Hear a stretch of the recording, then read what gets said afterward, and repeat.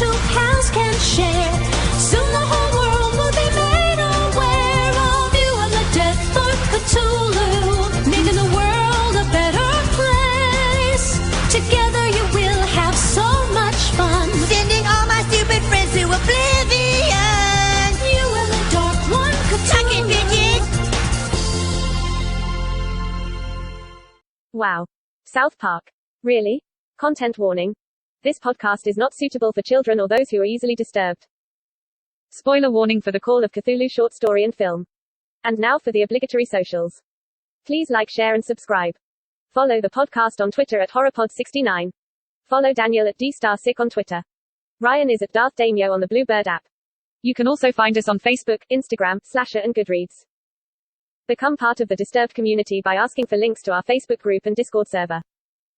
Enjoy our horror gaming content on YouTube. Send dick pics to the Horror of Babylon podcast at gmail.com. Support the show at patreon.com/the Horror of Babylon. Finally, you can let your friends know that the Horror of Babylon is available on YouTube, Apple Podcasts, Spotify, Audible, and all other major podcast apps. Stay scary.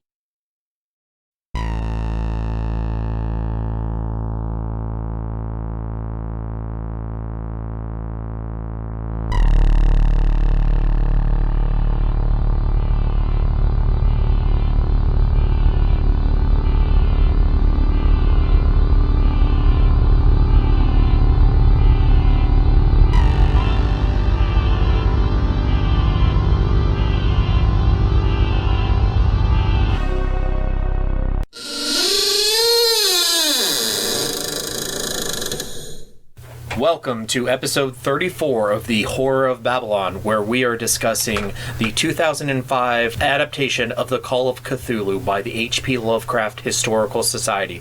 I am Ryan, and with me as always is Daniel. Say hi, Daniel. Hi, Daniel. Also, Hef. Say hi, Hef. How y'all doing? Good to be here. Alrighty, so let's go ahead and just talk about our individual histories with this movie. Daniel, this was your suggestion, so kick us off, big guy. I was Googling H.P. Lovecraft movies and saw that this existed. And I'd seen a lot of quote-unquote adaptations. And I wanted a good one, so I watched this. That's pretty much my history with it. My history is... Daniel said, we have adaptations to watch for the podcast. Would you like to watch an adaptation for the podcast? And I said, I like to be included in things.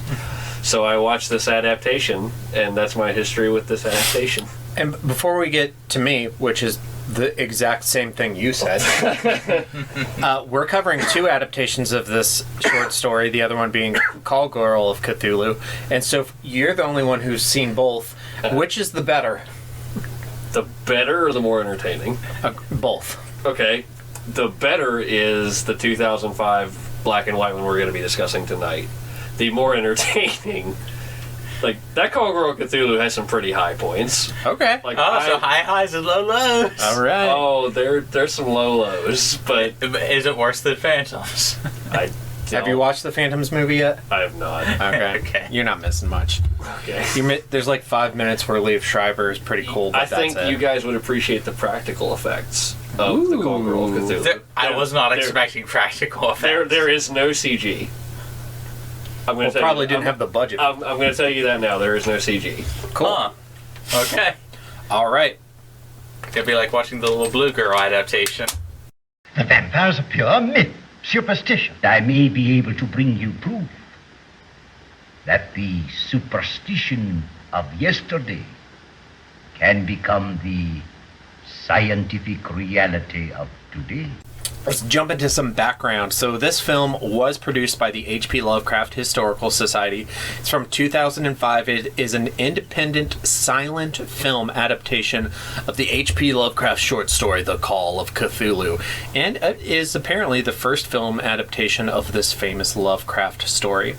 It uses the mythoscope, which is a blend of vintage and modern filmmaking techniques intended to give the film the look of the 1920s era. So this is in black and white, and it is silent, which if you're not knowledgeable about silent films, it's not completely silent. There is music that goes with it, but the people do not speak. there are not subtitles, but there are like it cuts away to what's the technical term? I feel like that's something I should have known before. It's like written dialogue. Yeah, if you've ever watched Nosferatu, it's that same sort of method. It had what I honestly would have guessed a little less, but a budget of about $50,000, which is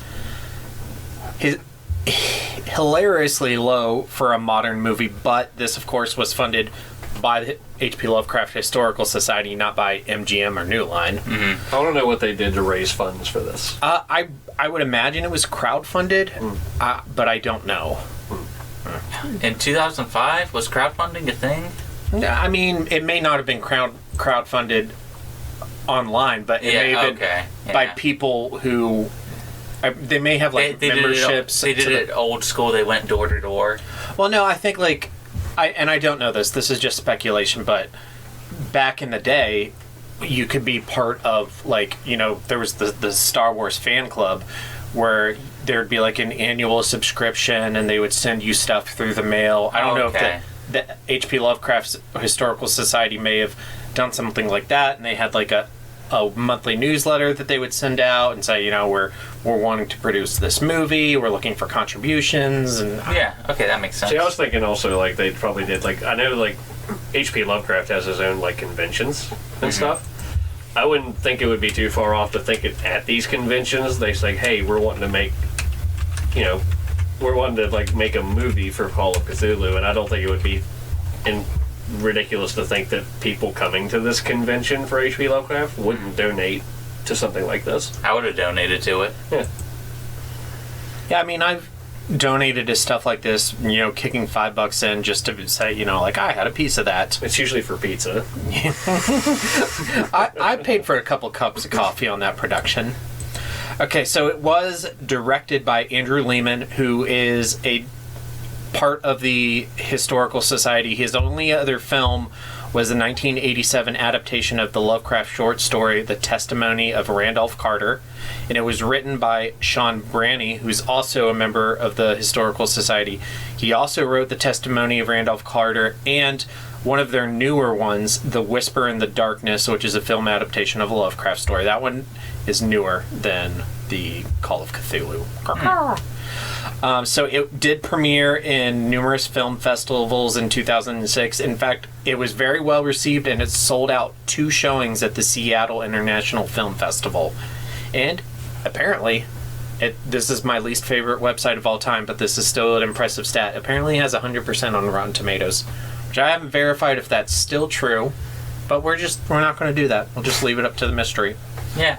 All right, so jumping into structure and themes, we're going to kick it to Daniel on this first one.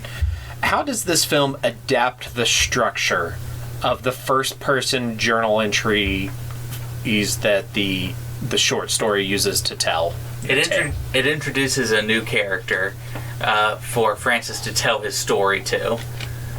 That's like the major difference. In the short story, it's presented in a way as if we've come across the notes of his ourselves, and we're becoming part of that endless cycle of people finding out about Cthulhu and being added to the death spiral.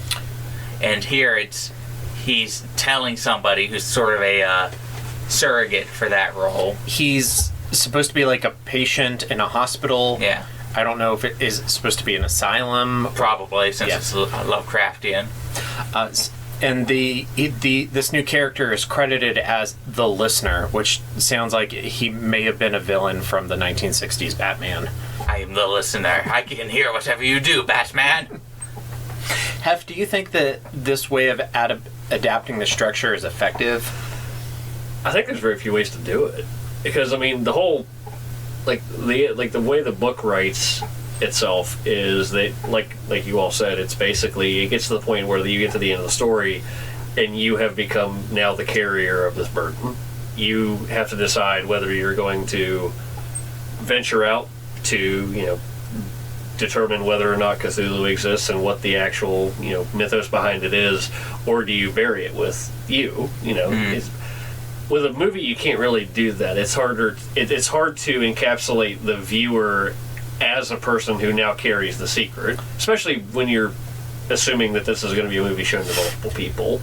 It kind of makes the listener the audience in that fact, because Francis tells him everything, and now he is in that position. Do I bury this, or do I take up the quest myself? Right. Yeah. So I think there's very few ways they can do it whenever you have to adapt something like this. It's like you have, when you leave off on a note like that, where the reader is the one who carries on the burden, whether that be for the progress of science or for the secret keeping itself. I think it's really hard to kind of like translate that to a film, like that kind of leaving off as far as a written. But did this work for you? I think it did. Yeah. Like, I think it's probably the best you could do. Because, I mean, instead of having us be the secret keeper, or, again, the naysayer, whatever you want to have it, they have to have somebody do it. Because otherwise, the whole story is kind of moot. At least to me it is. The only other way to do it would be to structure it like a more traditional movie, where you'd have Francis discovering stuff. But I don't think that would work nearly as well. Yeah. The other like thought along the way. The other thought I had was to kind of open it like a animated Disney movie with like the like a notebook on a journal, and it opens up to the camera, and then you have Francis narrating over, and it could just start from the journal of Francis blah blah blah blah. Like the first Superman movie. Yeah, it was sort of like that. But yeah, I mean, that's one way. I like how they did it. I like the character of the listener. I love how emotive the actor was, and how he just looks like shocked at everything that Francis says. He looks just genuinely crazy. I love, the way Francis looks. Yeah, Francis looks genuinely crazy. He looks like he's been having a bad time. Okay, so before we jump into the characters, what themes do you think are best portrayed in this adaptation, and then what are maybe some themes that they didn't do as good a job with? The one that's done the best is like the slow descent into insanity that learning the truth brings. The one I think that they did, I don't think it's not in there, but I think that it doesn't come across nearly as well. It's just how insignificant this makes people. It shows you that there's this big danger, but it doesn't show the cosmic scale that's going through Francis's head, and it's just that this exists, now I'm insane. Yeah, and that is just something that's harder to do on the medium of film. Yeah, I think we talked about that with Stephen King's It, with Stan. Yeah. There's just some things that are really hard to get across. I consider, like, that there's a positive and a negative to Lovecraft's telling of it. For instance, like you were saying with the cosmic scale, I wasn't a real strong reader reading this, and it took me, whenever they were describing all the like geometric shapes and non-geometric shapes, whatever like that. Love it. It's good, but it makes it hard to picture. So when you take something like this and you try to put it into a film, you're gonna have this kind of thing where it's like, it's not what I imagined, but you're also like, well, what the fuck did I actually imagine? Because it's supposed to be based off of a concept that you can't conceive. So when you put it onto film as something that can be conceived, it does kind of take away from the over ambitious imaginative ability of it. I agree with that. When I try to describe like Lovecraft's idea of like non-Euclidean geometry, I'm like, you ever have those dreams where you're falling but you're actually sitting in a chair? It's that, but constantly.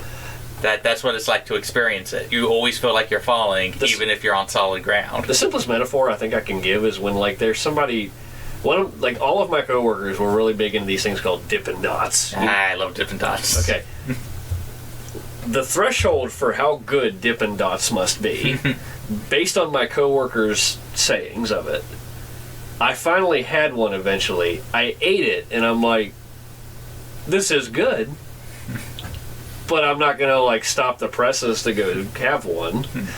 And that's kind of what I feel like this film runs into, is the inevitability of Lovecraft himself amping all of this up with the idea that it is kind of indescribable.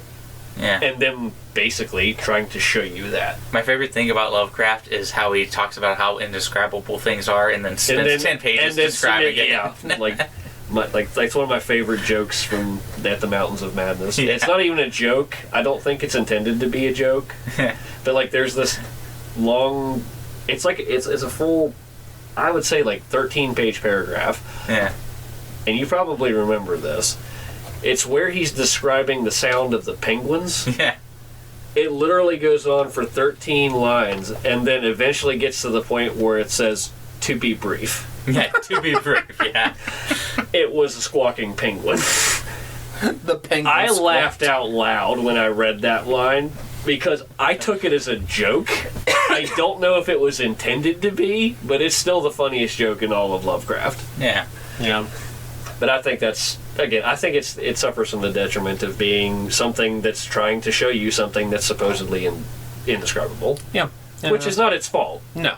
It's just a drawback. I mean, honestly, I like this movie a lot, and I think this is probably about as good as an adaptation as you could realistically ask for. I agree. Almost. Yeah. I agree with that. They're coming to get you, Barbara.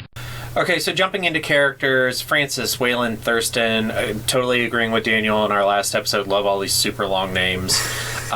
You guys already touched on him. Yes, that slow descent into insanity, how emotive and crazy he looks. And just real quick on silent movies, I love it. I love how emotive all the actors have to be. Yeah. You really get to see some really awesome acting chops. There's kind of like a cartoonish quality to it. Yeah, some people may say it's overacting. But I honestly think that works for a Lovecraft adaptation's favor because of the psychedelic quality of his works that we're supposed to be feeling. Yeah. These people don't feel normal anymore. I also think it works for like the era I think it was trying to portray. Because if you go back and you watch things like... it looks just like the movies. Yeah, have you watched Casablanca? Yeah. Like, when you watch it these days, it very much feels like overacting. Yeah. And it is, to a degree. Acting evolves. But it's the era of the time. So, like, you know, it's considered a classic because of just the way it was filmed. No other movie really feels like Casablanca. Yeah. I feel like this movie kind of does a good homage to that because it's like they understand that like any sort of modern Cthulhu movie, I feel like kind of has the people going in and being like, "Oh, that's dumb." Yeah. So like, what's the best way to counteract that? Make something that's intentionally looks older, so that you can kind of get away with the over-ambitious nature of the Admiral story. Also helps with your $50,000 budget. Indeed. Indeed. Indubitably. We already touched on the character of the listener, and I also really love how emotive that guy was, and just how he's not so much a character, but is a device to kind of adapt the structure from the short story into this film. So what about Professor Angel? He wasn't jostled by a nautical alliteration. No, he was not. So he was still taken out by the cult of Cthulhu. Yeah. Francis was at his side at his deathbed. That's just one of the like minor little changes. You don't get too much of them, but you get enough of them. Like, you get to see his interactions with Wilcox. It's hard for me to judge silent acting, but I think the Francis and the listener did. They were more emotive. Yeah. Overall, I think the cast was very good, but obviously there are some stronger performances, like in any movie. Yeah. I like. It's the same for me. Like it is the inevitable problem I think you run into with something like Lovecraft, which, you know, to me it's like his characters are plot devices, rather than characters themselves. They're used to move like beats along, right? So you don't have a lot of character depth that goes into them, which that's not to shy away from the actors themselves that really did try to emote into what would essentially be fairly bland puzzle pieces. Yeah. So, I mean, I feel like Professor Angel, the actor that played him, I can't remember their names, but, I mean, I feel like he was kind of in the line of, like, everybody else where, like, they really did the best with what they were supposed to do. Yeah. So, let's try it this way. Instead of, like, going through and discussing each character individually, I also have Henry, Wilcox, Inspector Legrassi, Professor Webb, and Johansson in here. Instead of talking about them all individually, just what are your general thoughts on some of these other characters and how they're adapted? I loved Webb's eye patch. Yeah. Just knowing to see me shaking my hand to my eye. He made me feel like he should be that guy who also has like a little monkey, and they're like a street musician with like the little crank box where they play music and the monkey dances. The devil worshipping Eskimos that caught my eye. Maybe that's just Raiders of the Lost Ark, because the guy there in the eye patch, he had the monkey. I don't remember that movie at all. It holds up. Yep. Surprisingly, it holds up. Yeah, I tried to watch those with my daughter probably like 3, 4, 5 months ago, and This is an Attack on Titan. no, she couldn't. I made her sit through. She hated Raiders of the Lost Ark. It was just like that Big Bang episode. Oh, yeah. And then I was like, please, please for me, sit through Temple of Doom, and then we can be done. But please, try Temple of Doom. He's like, no, this is terrible. I'm like, Short round. love him. He's the best. Short round.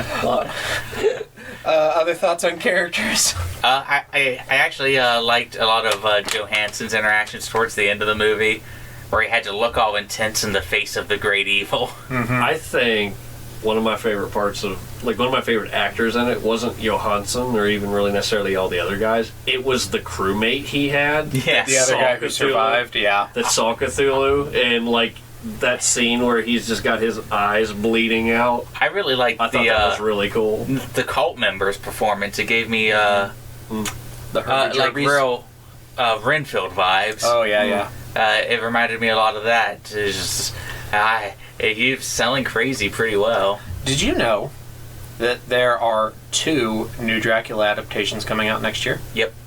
I didn't.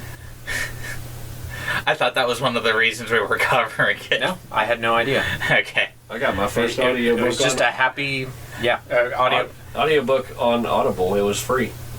I was like, I will have this. They have a lot of free stuff. I intend to start it on Monday. What is my it? drives to work. Dracula. Oh, okay, good. Yeah, Dracula's the best. I've never read it. Oh, it's so good. Yeah, I'm gonna listen to it at a time. Did you get the one with Tim Curry?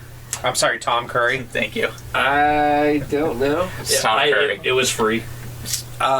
This one, there's 100 different versions of Dracula on Audible. This one has a whole cast. It's the actual book, but each journal entry is read by a different actor based on who the character is, and all of Van Helsing's entries are read by Tom Curry. Tom Curry. Thank you. He's Tom Curry now. It's, in this house, it's Tom Curry all the time. Tom Curry is canon. Yes. Is what you're telling me. It's canon. Okay. It's canon now. I don't know if it was. It was a free audio book. They were just like, hey, you have Amazon Prime? Please get Audible, please. No, And then they're just like, give you this. I would cancel. I would refuse. cancel Netflix before I would cancel Audible. I would also cancel Netflix before I would cancel I'm real trepidatious of subscriptions because that's how I lose money real quick. Trepidatious. I keep a list of all my subscriptions, so I do not. It's just kind of my problem. well, that was my issue too, is because when I finally sat down, I was like, wait a minute, I'm spending how much per month? Yeah. And then we was like, okay, let's cut some of these out, and now I have a list, and I check it every once in a while, and I say, okay, no, we're doing okay. Kill you all! I'll drive you crazy, and I'll kill you all! I'm every nightmare you ever had. I am your worst dream come true. I'm everything you ever were afraid of. Scary shit, where we talk about what shit was scary, what shit was not. So what was effective for you? What maybe wasn't so effective for you? We'll start with you. Well, volume is something to be taken into consideration when watching this movie, because when you have speakers like I do at home, and the first thing it starts out with is dun, dun, dun, dun, and you get blasted back through the wall, that's something. That's my point. Yeah. Like the music is very, very, very loud, and again, that sounds like a joke, but I think it's very effective. Like silent movie, so damn loud. It is. Like, It is, yeah. But I think the music was probably one of the creepier things about this. Like, there is good acting in this, but I think they did a very good job with the music really following through with the rest of the story, and you really are kind of like the music is almost another character to me. Yeah, and just, for some historical perspective, like when these, silent films were being shown, like in the actual 20s, they would have people on piano accompanying the film. So they did have music.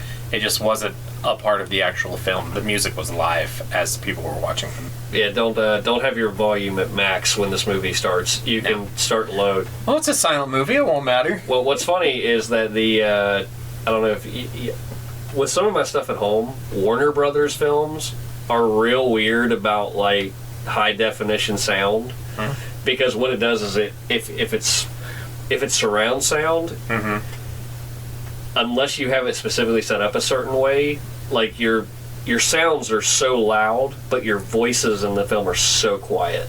And it's something you have to kind of tweak in your settings. So we had just watched, I can't remember what, I think it was like one of the Robert Downey Jr. Sherlock Holmes movies. And I had forgotten that sometimes we need to kind of change that setting after we watch a Warner Brothers movie. It's just a weird thing.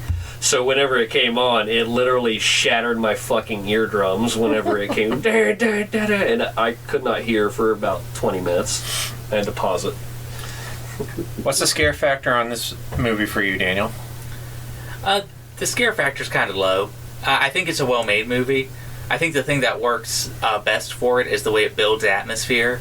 And that's, the music and, building up the mystery, showing you the different statues. Yeah. Sadly, I think the thing that is the least effective is the thing that will be least effective in any possible adaptation of this movie, and that's Cthulhu itself. Yeah, I saw it and I'm like, okay, yeah, it's stop motion. They're trying to make it look like the times, but it's not scary. No. It's like seeing Dracula in a cape with big fake fangs. There's a part of me that would have, like, I saw, like, they tried shadows and stuff like that to make it look more... or less ridiculous. I think I would have preferred just shadows, like something just hulkingly big. That's just I would have done dark. Just the hands coming out of the door, and then shadows over like Johansson and stuff. Is how like just these immense shadows that overtake everything. I think that would have been probably a little bit more effective. But I'm not a filmmaker. Yeah. I didn't think it was scary, but I actually loved it, and I wouldn't have changed it. It put me right back to the original Clash of the Titans. Yeah. I just thought it was so cool. I love those kinds of effects. And I appreciate, like, at least at the start, they didn't show you the whole thing. You saw the arms, you saw shadows, you saw just pieces of it going by. And then at the end, you kind of do get to see the full thing. But I honestly wouldn't have changed it. I thought it was pretty cool. And like I said on the last episode, I didn't think Cthulhu was actually very scary in the story either. So it wasn't super important for me. It probably wouldn't have scared me regardless of what they've done in a film adaptation, so... we're going to skip Kiss Me Fat Boy because Lovecraft was a sexless being. All of your A is we can probably skip this. Like, there is no B.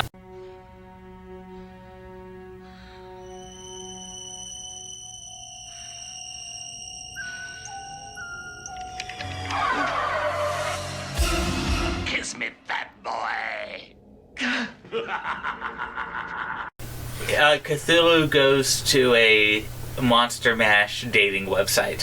Who does he match with?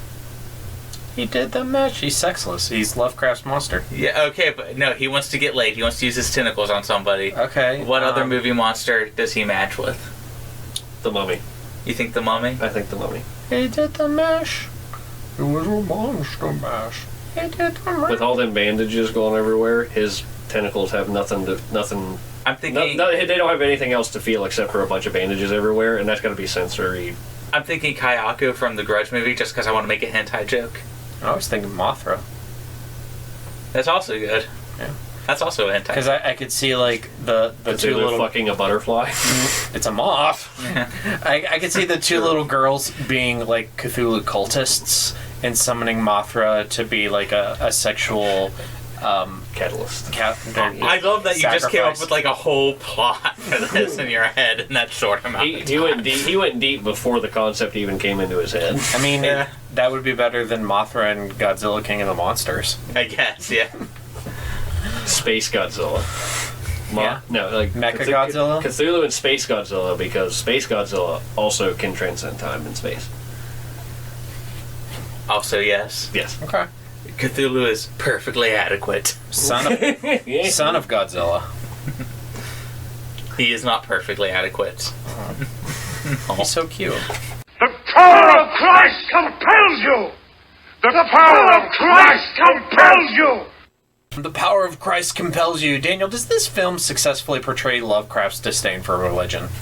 I don't know if it displays his disdain for religion in this. It displays how he portrayed cults and how they can warp people's minds.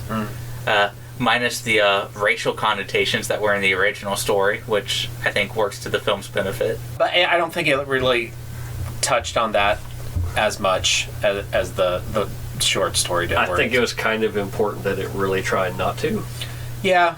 I mean, bashing Jesus is not really something that's good for me. It's one thing to, want to preserve works. Mm-hmm. I understand that.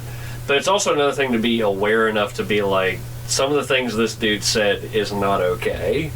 Yeah. And I think it's one of those things you can still preserve something without tarnishing something else. And I think that this movie kind of tries to do that. Oh my God! Are you Stephen King? No, I'm Dean Koontz. Oh.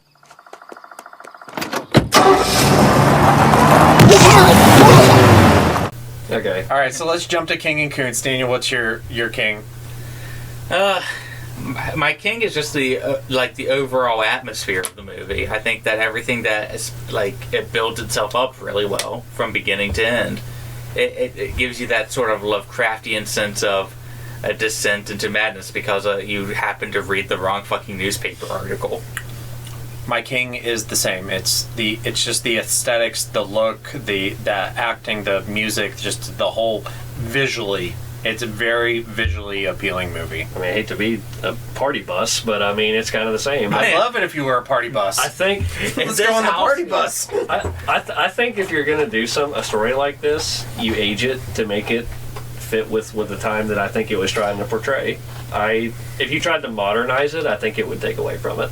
I agree. The general old-timey movie feeling, I think, works very well for a story like this. In this bus, it's all atmosphere, especially when it's in a story where the ending joke of it almost is that it's conceptual horror. Yeah. And they're trying to basically literalize conceptual horror, and that's tough. Yep. But I think it did well. Yep, I agree. Your Koontz, Daniel? Nothing is perfect. No. Nothing's perfect. A Koontz is kind of hard. I'll echo something that has said that trying to get across something like non-Euclidean geometry is kind of impossible. How do you even conceptualize that? They tried their best with MC Escher looking sets. Yeah. Yeah. But it's just, we're going up the stairs, we're going down the stairs. We're going up the stairs, we're going down the stairs. It's that's what it's not how it looked in my mind, though. So, yeah. Yeah. I mean, I thought it looked fine. It looked fine, but that's the best I could say about it. Is it looked fine. Yeah. Everything else I thought looked great. That looked fine. Have no Koontz and it's a perfect movie. I have your Koontz. Yeah, your Koontz. It's my Koontz right there. That guy who looked away while pointing the gun at the villager and then gets punched in the face and dies. Yeah. That's my Koontz. Oh, my Koontz. Yeah. My Koontz was actually pretty much Daniel's. We just get to that last scene, the breaking of the mind, geometric shape things, and then it's just well, here's your geometric shapes that are supposedly non-geometric, and I'm like, oh. Yeah, it's just all the other cinematography and all the other sets looked really good. I can't fault the movie for a physicality that it couldn't possibly render. Yeah, please render something that can't possibly. Yeah. It looked like something out of Doctor Strange's Multiverse of Madness or the Spider-Verse when he's breaking reality is what I picture it looking like. But that would look like shit in a Cthulhu movie. Yeah. The only other thing you could really push is maybe the Cthulhu claymation thing. But again, I appreciate the claymation. I just To me, it's one of those movies where it's short, Yeah. it's sweet, it does everything that the book really that it's trying to impress in the book, and honestly, it's hard for me to give a real legitimate Koontz here because I really think they did probably what would be I would consider like the best iteration of something that really would have a hard time being described in like a visual. In my opinion, this is the best H.P. Lovecraft adaptation. Yeah, I think it's very good. Yeah. All right, on to homework. So I asked you guys, what are some other novels, short stories, or comics that you would like to see get a black and white silent film adaptation? You know what's funny about this? What?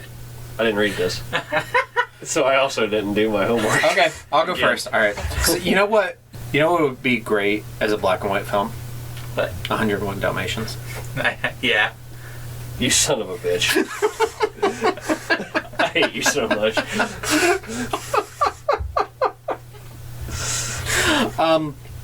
No, I was thinking X-Men, specifically like a Wolverine story, like one of, his maybe like historical period pieces, one of his like more noir type stories with Wolverine.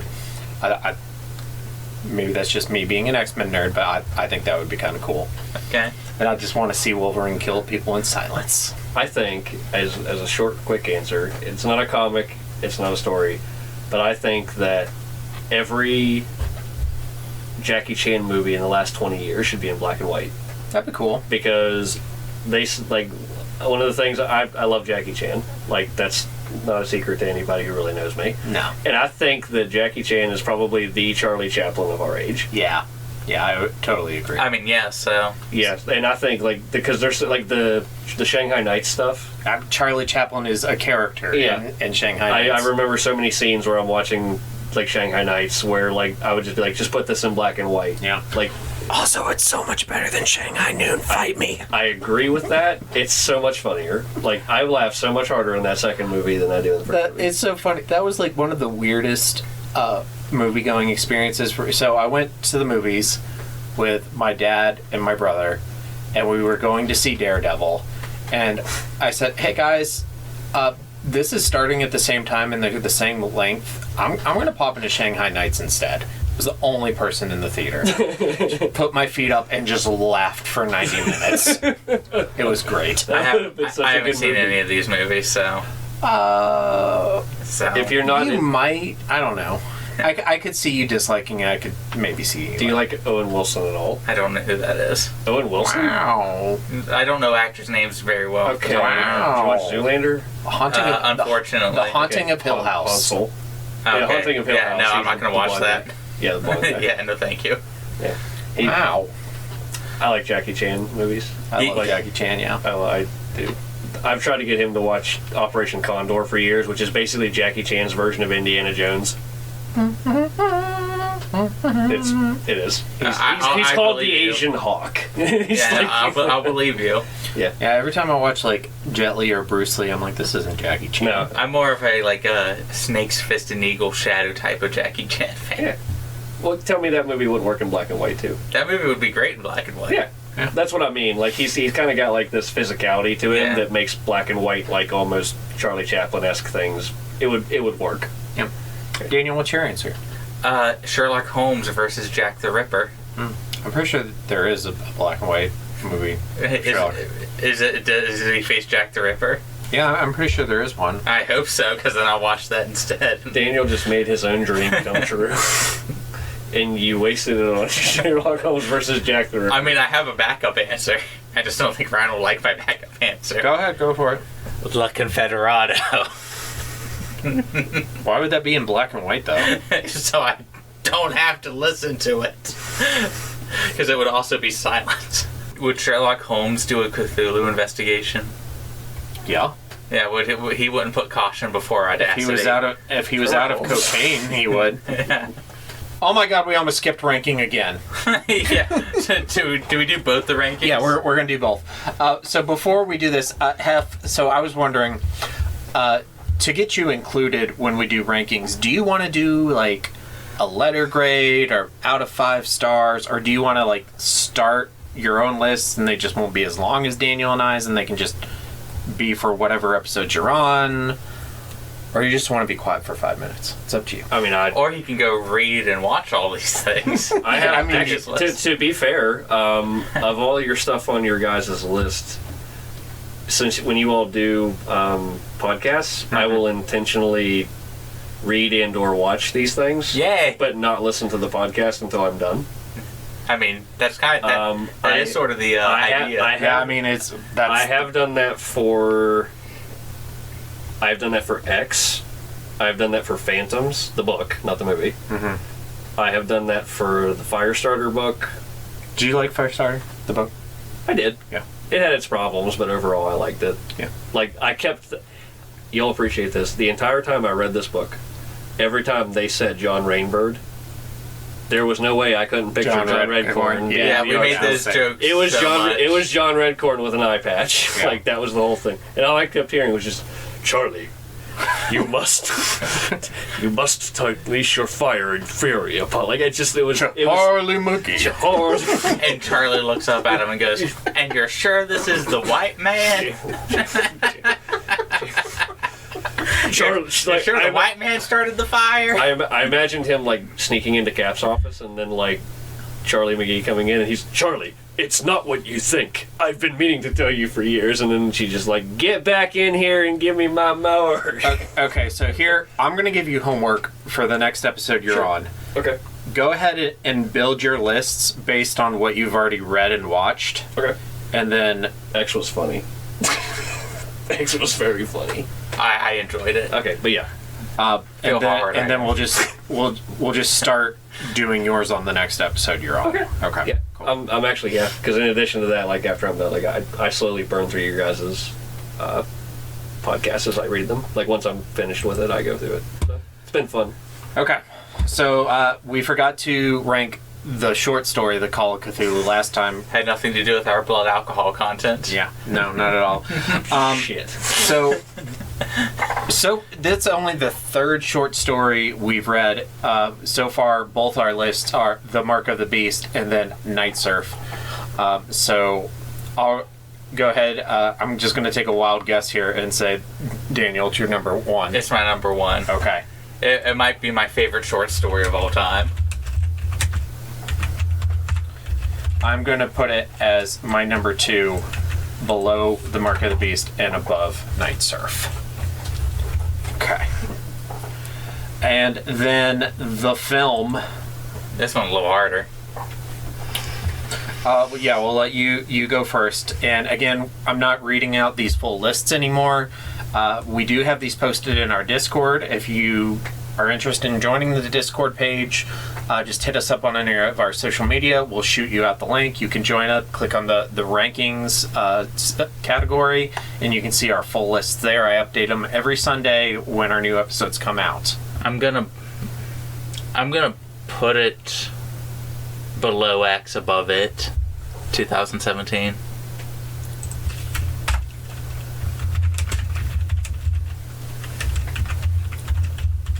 I learned how to spell Cthulhu because of this. There are two H's. Okay. What's a Cthulhu? What's a Cthulhu? Rick is... I love Rick. What's a Chihuahua?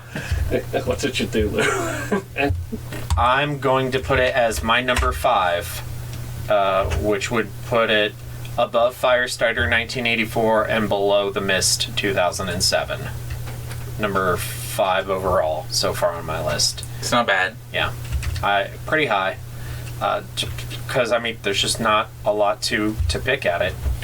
Apparently, 1:30 in the morning, Ryan just assumes that people are being racist when they're maybe not, but that's okay. Alrighty then, I lost our out. There it is. Here we go. And question for the listeners. Same for you guys. Reach out to us. What do you think? What books and comics and whatnot do you think would be a cool black and white silent movie? And also reach out to us with what some other Lovecraft stories or adaptations you think we should cover. We're still taking suggestions for our Season 2. We do have a rough draft of what we're going to cover in Season 2, but of course, these things change rapidly on the fly. Yeah. So our Season 2 schedule is nowhere near set in stone. So we definitely are open to suggestions. And then just some further readings. Daniel, what are some other good Lovecraft adaptations you might suggest if people enjoyed this movie? A good adaptations? It depends on what you're looking for. If you just want to have a good time, Herbert West's Reanimator is very popular. It's very funny. It's not very much like the short story, which Lovecraft himself even considered pulpy, and even by a lot of like Lovecraft Defender standards, it's considered pretty racist. So none of that's in. I didn't even know that was based on a Lovecraft story. Yeah. Herbert West Reanimator is based off a Lovecraft story. It keeps a lot of like the like Herbert West himself is very similar to the Herbert West in the book. They're kind of just off the wall. They only care about figuring out how to reanimate the dead. I would say give that one, especially if you like stuff like Evil Dead. That's a good like door opener for Lovecraft. Dagon is an okay adaptation of The Shadows over Innsmouth or Innsmouth. I've heard both pronunciations. I think Innsmouth is probably the correct one. Yeah. I don't think it's mouth. Yeah. But I could be wrong. As was displayed earlier. Good adaptations. I like the Call of Cthulhu Dark Corners of the Earth game. I don't know if it's a good adaptation. I think that there's good parts in it. There's not very many good adaptations of Lovecraft. Some inspired stuff? Bloodborne would be the biggest one. Anything... Yeah, buddy. Anything of the more Lovecrafty nature by Stephen King, The Mist, It, I would tell people to check out. Jerusalem's Lot. I still need to read that one.